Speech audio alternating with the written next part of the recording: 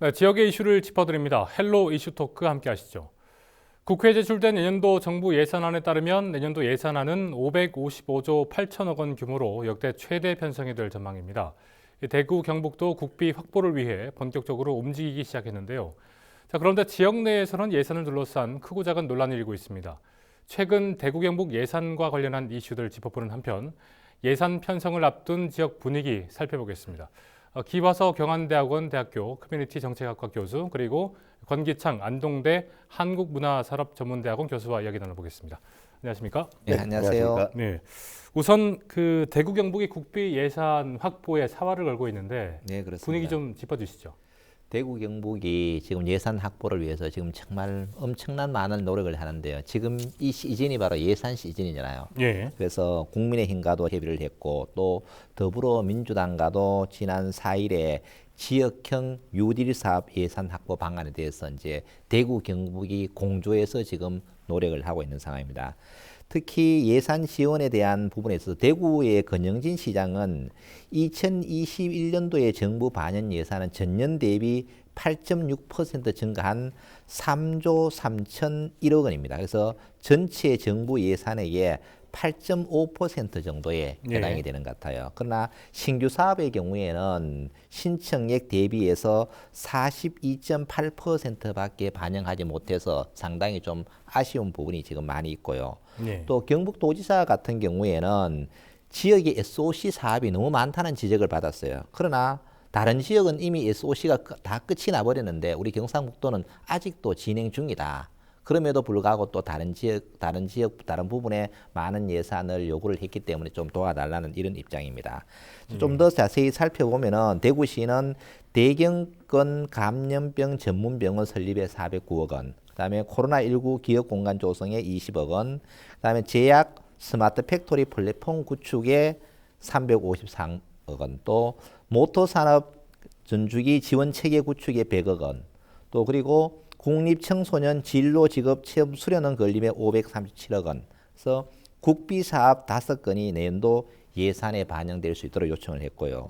또 경상북도에서는 영일만 횡단 구간 고속도로 건설, 그리고 문경 김천 내륙건설 내륙철도 예비 타당성 조사 통과, 또 구미국가 5산업단지 임대 전용 산업단지, 또 영천 경산 지식산업센터 유치 등 여러 가지 사업에 대해서 많은 예산을 신청을 해놓은 그런 상태입니다. 말씀하신 것처럼 필요한 부분이 워낙 많습니다. 근데 코로나 여파가 심했던 대구 경북의 경우에는 이 공공의료원 지원이 꼭 필요하다. 이런 말들이 많이 있는데 막상 여기에 대한 예산은 전무하지 않습니까? 그렇죠. 원래는 이제 코로나19의 이 보건 위기 상황에서 당연히 공공의료를 강화하는 예산이 반영이 되고 또 늘어날 것이다라고 다들 예측은 했었죠. 그런데 막상 뚜껑을 열어보니 보건복지부의 예산에는 공공의료 관련된 예산이 오히려 작년 대비 감액되었습니다. 이게 상당히 염려스러운 부분이죠. 특히 이제 지방의료원, 특히 대구의 경우는 지난 3월달 신천지 사태로 인해서 뭐 굉장히 심각했잖아요. 그러다 보니까 그 대구 의료원의 경우에는 뭐 70% 이상을 감당을 해왔죠. 그러면서 근근히 이제 버텨왔고 또 실제로 3월달 굉장히 기승을 부릴 때 코로나 기승을 부릴 때 2,300여 명 정도의 시민이 확진되고도 갈 데가 없어서 그야말로 뭐 사망하신 분도 있고 그야말로 굉장히 심각한 상황인데 이런 상황 오히려 대구에는 그 대구 적십자병원이라고 있습니다. 시내 중심부 반월당 쪽에 있었죠. 그 병원이 문을 닫았습니다. 경영난으로. 뭐 그런 간에 지원을 못 해주는 상황에 오히려 대구 제2의료원이 필요하다라는 상황인데 이와 관련해서도 뭐 예산은 지금 없는 상황이고 방금 우리 이제 우리 권기창 교수께서 여러 가지 이제 대구시에서도 이제 국비 요청 반영한 예산 쭉 열거해 주셨잖아요. 그중에 이제 대구 경북권 감염병 전문병원 이거는 정말 이 코로나 위기 상황이 당연히 필요합니다. 이게 이제 정부에서 충청권, 호남권, 이 영남권 세 개의 각 권역별로 하나씩을 지정을 했습니다 이미. 그런데 이게 인구를 보면은요, 호남권은 다 해서 515만입니다. 충청권은 550만. 근데 대구, 경북, 부산, 울산, 경남, 경상권이 전체 1,300만 가까워요. 그런데 하나밖에 지정이 안 됐단 말이죠. 부산의 부산대학 양산병원으로 지난번 지정이 됐거든요. 대구, 경북은 없는 겁니다, 지금. 그래서 대구, 경북 감염병 전문병원은 반드시 추가로 설립되어야 되고 이와 관련된 예산도 만들어져야 된다라고 생각을 합니다. 경북도 같은 경우는 이제 농업 분야에 대한 예산이 크게 늘지 않을 거라는 전망이 있는데 이렇게 될 경우에 농어민 수당에 대한 지원이 좀 시급하지 않습니까? 결국 농민 수당을 지급하려면 예산이 확보가 돼야 되는데 경상북도 의회 농수산위원회에서 농어민 수당 지급을 위해 가지고 조례 제정에 앞서 가지고 입법 토론을 개최했어요. 이제는 정말 농업은 민족 자산이다. 농업이 무너지면 국가 경제가 무너진다. 그래서 농민을 보호해야 된다는 취지에서 여러 가지 토론을 했었는데 이 중에서 가장 중요한 것이 예산이 확보되어야만 가능한 일이거든요. 예산이 확보가 되지 않은 상태에서는 어떠한 노력을 해도 되지 않고 또 예산이 확보되지 않은 상태에 지급을 하려면 다른 부분의 농업 예산이 줄어들 수밖에 없는 상황이에요. 그래서 이런 부분에 대해서 상당히 우려를 표시하고 있고요. 그래서 농어민 수당 같은 경우에는 원래는 전북이나 전남에서는 연간 60만 원, 또 충남은 80만 원을 지급을 했었어요. 그리고 경북에서는 청송군과 봉화군이 각각 50만 원과 이제 70만 원을 지급하고 있는데 경북도 내 농어민 수당 지급 대상은 농가의 경우에는 17만 4,917호, 그다음에 어가의 경우는 2,568호, 인가의 경우에는 2만 439호로 총 19만 7,914호예요. 그래서 이 가운데서 강력 시도 가운데서 가장 높은 비율을 차지하고 있는데 여기에서 연간 60만 원 정도만 지급을 하더라도 도비와 시군비 등을 총 합치면은 1,187억 원이라는 예산이 들어가게 됩니다. 그런데 시군이 40대 60%로 비율을 분담할 경우에 도비가 얼마 정도 필요한가 하면은 475억 원이 필요한 거죠. 근데 475억 원의 재원이 확보가 되지 않는다면은 현실적으로 상당히 어렵지 않느냐. 그래서 경상북도에서는 다각적인 노력을 기울이고 있습니다. 공공의료원과 또 농업 분야, 어찌 보면 가장 중요한 부분인데 이 분야에 대한 예산이 삭감될 전망이니까 반면에 근데 대구 같은 경우는 또 관광 쪽의 예산을 늘리겠다 뭐 이렇게 해서 좀 질타를 받고 있는 것 같아요. 지금 대구도 그렇고 경상북도도 그렇고 코로나 이 위기 상황에서 모든 예산을 우선순위에 끌어다 써서 내년에는 그야말로 한 30% 정도 그야말로 마른 수구도 쥐어짜듯이 지금 예산을 지금 삭감 전쟁을 하고 있는데 이 관광 분야 예산은 오히려 이제 늘어나고 있는 상황인데 그 대표적인 것이 이제 804의 구름다리 사업이 있습니다. 구름다리를 만드는 사업인데 이건 오히려 그 2016년도 140억이었죠. 140억에서 180억으로 오히려 늘었습니다. 지금 이런 문제가 있고 또 이제 이와 관련된 803 구름다리 관련된 사업이 이게 이제 국비 사업에서 지방 사업으로 이양되면서 국비 보조금이 줄어들면서 오히려 또 이 대구시가 부담해야 될 금액이 늘어나는 상황이죠. 또 하나는 이제 방금 우리 그 앵커께서 얘기했듯이 이제 대구 이 문화 관련된 부분인데 특히 대구가 대구 관광재단을 별도로 만들겠다. 대구 관광 뷰로라고 하는 조직체가 있었습니다. 있었는데 그걸 이제 해체하고 새롭게 재단을 만들면 그만큼 인력이 더 필요하고 사무 공간 더 필요하게 되고 인건비 더 들어가겠죠. 자 이런 부분에 대해서 뭐 잠시 또 행정구역 통합 얘기가 나옵니다만 이제 이에 찬반 얘기를 하려고 하는 건 아닙니다. 지금 대구와 경북 행정구역을 통합하자 이런 얘기가 오고 가는데 만약에 통합이 된다면 가장 우선적으로 통합돼야 될 부문이 또 관광입니다. 대구 경북 통합해서 관광을 통합적으로 증진시키고 활성화시켜야 되는데 그러면 관련된 재단이 경북에도 여러 개가 있고 대구가 또 관광재단이 만들어지면 어차피 통합해야 될 걸 왜 또 이걸 또 지금 이런 그 엄중한 시국에 이 부분에만 또 늘려야 되느냐라는 비판이 나올 수밖에 없죠. 여기에다 최근 기초의원들이 국내 연수를 다녀와서 예산 낭비가 아니냐 뭐 이런 지적이 일고 있는데 이것도 좀 짚어주시죠.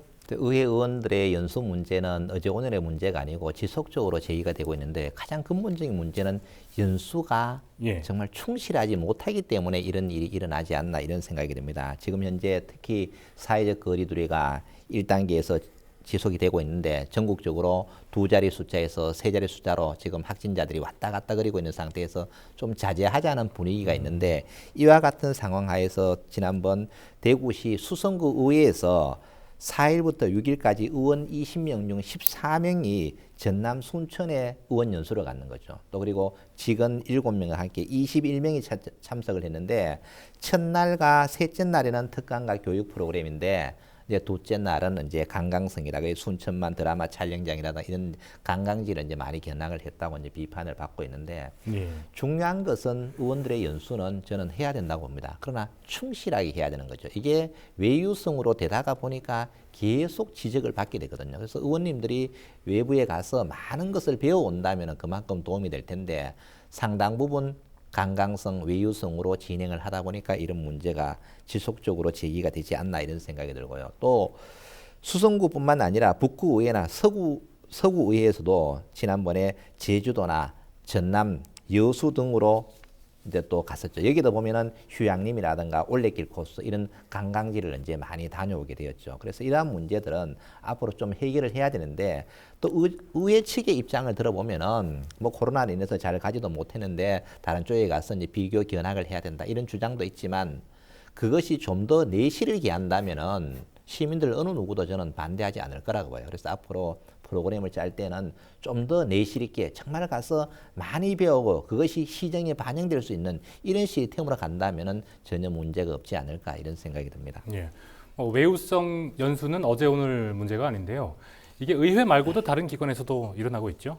그렇죠. 뭐 비단 기초의회만의 문제가 아닙니다. 그 대구시의 경우에 이제 최근에 그 도마 위에 오른 것이 그 한국노총 산하에도 이제 여러 가지 이제 그 직종별 이제 부문이 있죠. 그 중에 이제 환경 관련된 환경 분야 노동조합이 이제 그 간부들을 대상으로 해서 2011년부터 해서 작년 2019년까지 거의 매년 3천여만 원 정도씩을 지원해서 이제 해외 여행을 시켜왔다. 이제 명목은 이제 환경미화원 선진지 견학이라는 명목인데, 그러니까 다른 부분은 제껴놓고 노총 안에도 수많은 뭐 금속 노조도 있고 뭐 많잖아요, 이제 구분이.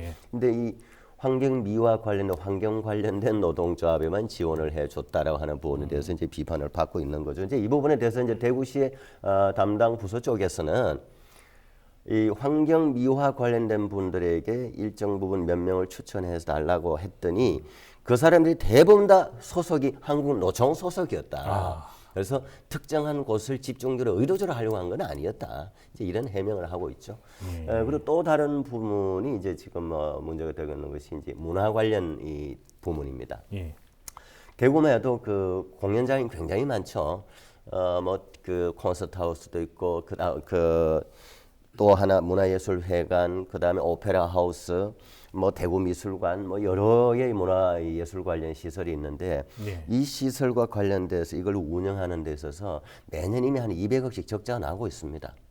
이런 상황에 이런 공연장을 활용해서 예술 활동을 하는 것이 이제 대구 시립예술단이 있죠. 예술단 안에는 뭐 시립 그 극단도 있고 뭐 시립 그 합창단 뭐 여러 개의 그 예술단이 포함되어 있는데 이 사람들의 전체 숫자가 351명입니다. 351명의 예산이 197억이 들어갑니다. 대부분 다 인건비로 나가고 있죠.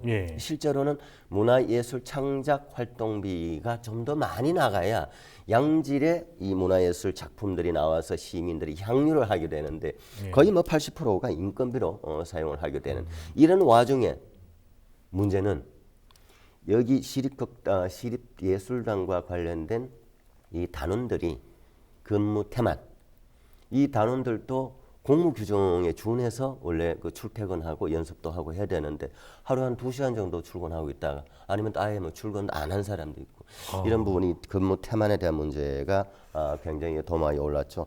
근데 또 예산이 있어가지고 현재 아까 351명이 197억 정도 예산을 사용을 하는데 그러나 정작 지역의 문화예술 창작 또는 창달을 위해서 뭐 보조금을 지급하거나 작품 공연비를 지급하거나 이런 부분의 예산은 겨우 26억입니다. 26억 가지고 대구시의 문화예술 관련된 단체 2천여 명이 겨우 26억을 가지고 지금 나눠 쓰는 정도밖에 안 됩니다.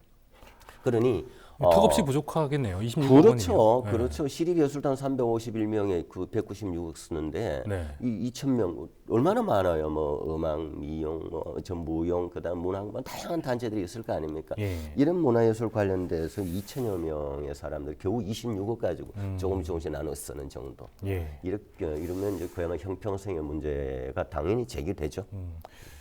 이 가운데 이제 경북은 때 아닌 성차별 논란에 휩싸였는데요. 이게 예산 지원 때문이라는데 이게 어떤 이야기입니까? 지난 8월 청도에서 예. 경상북도 미스 코리아 선발 대회를 개최를 했는데요. 예. 경상북도에서 5천만 원을 지원하고 주최지인 청도군에서 1억 원의 예산을 지원하게 된 것이 알려지면서 논란이 됐는데요. 특히 경상북도 행정부지사가 공동심사위원장을 맡고 또 청도 부군수와 청도군 농업기술센터장이 심사위원으로 참여하는 등 경상북도와 청도군이 미스 코리아 대회에 어떤 상당 부분 전방위적으로 참여한 사실이 드러나게 됐어요. 그래서 지금 시대는 성평등을 지향하는 사회 분위기가 형성되고 있는데 예. 이와 같이 미인대에 예산을 지원하는 것이 과연 맞느냐 이러한 논란이 지금 많이 제기가 되고 있는 상황입니다. 여기에 더해서 퇴직 공무원 전별금 논란도 있었거든요. 네, 뭐 매년 있어왔던 문제인데 그 경북의 23개 기초 지자체만도 예. 퇴직공을 그야말로 퇴직을 앞둔 1년 정도 앞둔 공무원들에게 이제 예. 뭐 여행을 보내준다든지 그다음 기념품을 이제 사서 뭐 준다든지 이런 이제 소위 말해 이제 전별금 이게 25개 집행이 됐습니다. 이게 참 문제가 있고 이제 사실 이 부분은 이제 국민권익위원회에서 이 공무원들 전별 관련되는 이런 부분들 개선하라고 이미 5년 전부터 그야말로 이 권고가 떨어졌습니다. 근데 네. 잘 바뀌지 않고 단 광역시도 차원에서 이제 경상북도는 좀 개선이 됐습니다. 그러나 기초 이 지자체는 여전히 지금 이 변화가 없다. 특히 이제 영천시의 경우에는 이제 1인당 300만 원 가량의 예산을 이제 별도로 편성을 하고 있고 또 이제 구미의 경우는 아예 뭐 부부를 국내 연수라는 이름으로 이제 여행을 보내주는 공무원의 부부를 그렇죠, 함께 그렇죠. 이제 뭐 예. 여행을 보내주는 그리고 건가요? 뭐 외에도 이제 안동, 영주, 뭐 청도 이 각각의 지자체에서도 뭐 행운의 열쇠라든지 이런 이제 기념품을 지급한 이거 전부 다 이제 혈세잖아요. 예. 그러니까 이에 대해서 이제 이 형평성 또는 이제 과도한 거 아니냐라고 하는 이제 비판이 제기되고 있습니다. 이렇게 혈세 낭비가 좀 심하다 이런 평가들이 많은데요. 계속해서 좀 짚어주시죠. 안동시 같은 경우에는 이제 문화관광 사업이 안동시뿐만 아니라 각 지자체에서 대부분 이제 혈세를 낭비한다는 이제 이야기를 많이 듣고 있는데 왜냐하면은 사업을 위해서 많은 투자를 했지만 수익이 발생하지 않은 거예요. 그 대표적인 예가 안동문화관광단지의 경우에는 5천억이 넘는 사업비를 투자했지만 아직까지도 미완성돼 있고 계속 적자를 보고 있는 거죠. 또 특히 안동 시민들이 많이 걱정하고 있는 3대 문화권 사업도 상당히 많은 적자가 예상될 거다 이런 우려를 하고 있는데 가장 중요한 것은 이 사업을 했으면은 어떻게 효과적으로 해서 수익을 창출시킬 것인가. 이 사업을 할 때는 지역 경제 활성화에 동력으로 삼기 위해서 만들었거든요. 그러면 그 동력으로 삼기 위해서는 어떠한 콘텐츠를 보강해야 될 것인가. 여기에 올인을 해야 되는데 좀 나쁜 말로 이야기하면 돈을 쓰기 위한 사업으로 전락된 것이 너무 많기 때문에 이러한 현상이 발생이 되었다고 보고요. 또 최근에 경주에서는 시내버스 업체가 연간 161억 원의 보조금을 지급받고도 경영 악화를 이유해가지고 노선을 축소시켜 버렸어요. 그런데 내부로 뚝 들어가 보니까 임원 연봉은 어떻게 되느냐 하면은 1억 5,600만 원에 1년 만에 2억 7천만 원을 올려져 버리는 거죠. 즉 세금을 가지고 혈세를 가지고 사주의 이익을 챙기는 이러한 형태들이 너무나 많이 발생을 하고 있는 거죠. 그래서 보조금을 2배 이상 받고도 경영 악화를 이유고 노선은 줄이고 임원의 임금을 올린다. 그러면 지자체는 관리 감독을 철저하게 해야 되죠. 여기서 더 문제가 되는 것은 뭐냐면은 경주시가 어쩔 수 없다. 이거는 정말로 책임 회피죠. 경주시가 책임을 지고 관리를 해야 되죠. 근데 어쩔 수 없는 상황이다. 그러면 누가 책임을 집니까? 그래서 이런 문제에 대해서는 우리 행정기관도 정말 좀 똑바로 관리 감독을 해야 되지 않을까 이런 생각이 듭니다. 알겠습니다. 대구 경북의 내년 예산 어떤 부분을 좀 저희가 주의를 하고 또 어떤 부분을 좀 넣어야겠습니까? 저는 이제 어쨌든 코로나라고 하는 보건 위기 상황이기 때문에 저는 대구 경북의 감염병 전문 병원 설립, 있는 병원을 조금 개보수를 하더라도 어느 한 곳을 지정해서 어떻게든 이 부분은 포스트 코로나 시대에 대비해서 반드시 이건 이루어져야 된다라고 생각합니다. 많은 예산이 이제 투입이 돼야 되겠죠. 어쨌든 그러나 가장 기본적으로는 인프라가 확충이 돼야 되고 더 중요한 것은 인프라 확충도 중요하지만 그것을 어떻게 효율적으로 운영해서 지역 경제 활성화의 동력으로 삼을까. 즉 소프트웨어는 콘텐츠가 준비되지 않은 상태에서 하드웨어만 계속 투자를 한다면은 투자에는 한계가 올 것이다. 즉 예산을 낭비한다는 많은 비판을 받기 때문에 이런 부분에 좀 더 내 돈을 쓰듯이 효율적으로 쓸 수 있는 이러한 방안 강구가 더욱더 중요하다고 생각을 합니다. 알겠습니다. 지금까지 대구 경북 예산 확보를 앞두고 지역 내 분위기 살펴봤습니다. 이 시간 헬로 이슈 토크 마치겠습니다. 시청해 주신 여러분 고맙습니다. 고맙습니다. 감사합니다.